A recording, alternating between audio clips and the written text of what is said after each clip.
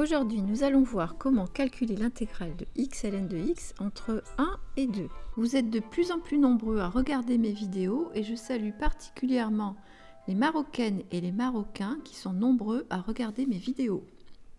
Regardons à présent les conditions requises pour pouvoir calculer cette intégrale. Posons la fonction f qui est telle que f de x égale x ln de x, avec x appartenant à l'intervalle 1, 2. x ln de x est évidemment le produit de x par ln de x.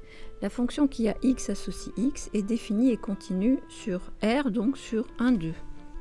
La fonction qui a x associe ln de x est définie et continue sur R plus étoile, donc sur 1, 2. Donc par produit, f est défini et continue sur l'intervalle 1, 2. On peut donc calculer cette intégrale en toute sérénité. À présent, cherchons une primitive de x ln de x. Pour cela, utilisons le tableau des primitives de Paul Milan qui travaille pour le lycée pour adultes de Paris. Je vais procéder par élimination. X ln de x n'est pas de la forme u' e de u, ni de la forme u' sur racine de u, encore moins de la forme u' sur u exposant n. Pas sous la forme u' sur u non plus, ni u' exposant n. Dans ce cas-là, nous allons essayer une intégration par partie. Voici la formule que nous allons utiliser. Intégrale de u'v est égale à uv moins intégrale de uv'. X ln de x correspond à u' de x, v de x.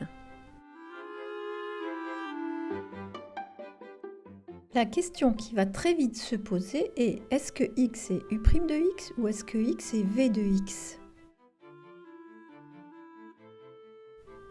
Première possibilité, x pourrait être u' de x et ln de x donc serait v de x. Seconde possibilité, à ce moment-là, x serait v de x et ln de x serait u' de x.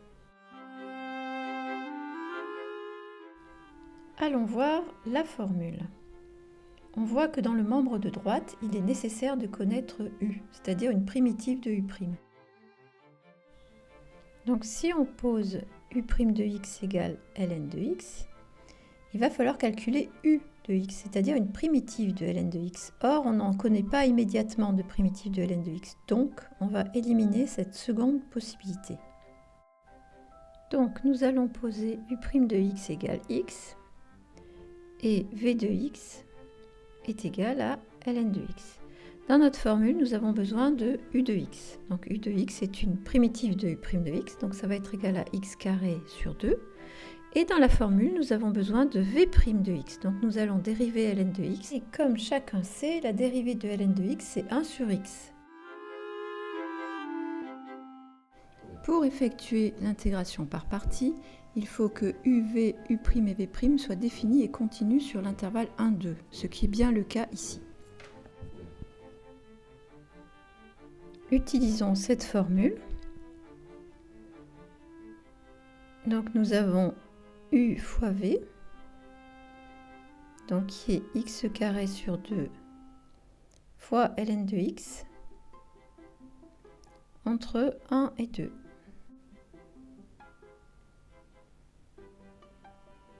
Moins intégrale de uv' entre 1 et 2, donc u c'est x carré sur 2, multiplié par v', 1 sur x dx.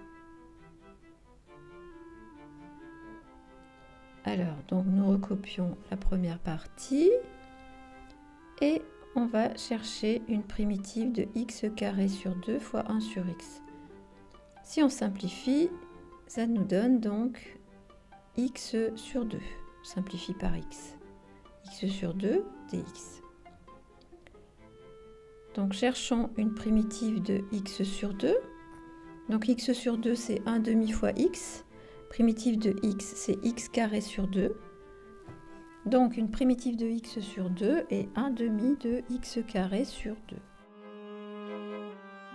Alors on va remplacer x par les valeurs 2 et 1.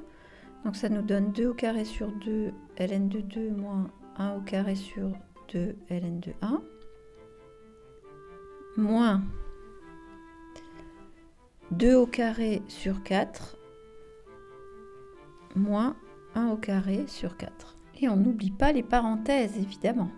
On obtient 2 au carré sur 2, c'est égal à 4 sur 2, c'est égal à 2, donc 2 ln de 2. Ensuite, ln de 1 est égal à 0. 2 au carré sur 4, ça nous donne 1.